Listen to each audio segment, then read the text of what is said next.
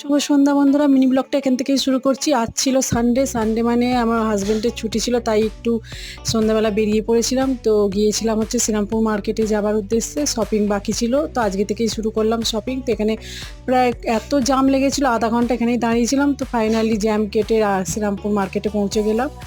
তো এখানে গাড়ি রেখে বাপ মেয়ে সামনে হাঁটছিল, তো আমি ওদের পেছনে হাঁটছিলাম।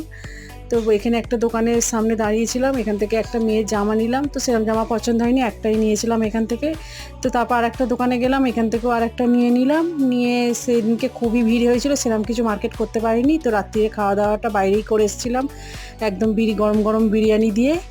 তো একবারে আরেকটু অর্ডার করেছিলাম, প্লেন রাইস একটু অর্ডার করেছিলাম। তো তাই নিয়ে এসে দিয়ে দিল, একটু তাই হাসছিলাম। আশেপাশের লোকজন দেখে হাসছিল, তো আমরাও হাসছিলাম। তারপর স্প্রাইট নিয়ে বাড়ি চলে এলাম। তো আজকের জন্য মিনি ব্লগটা এইটুকুনি। তো টাটা, শুভরাত্রির।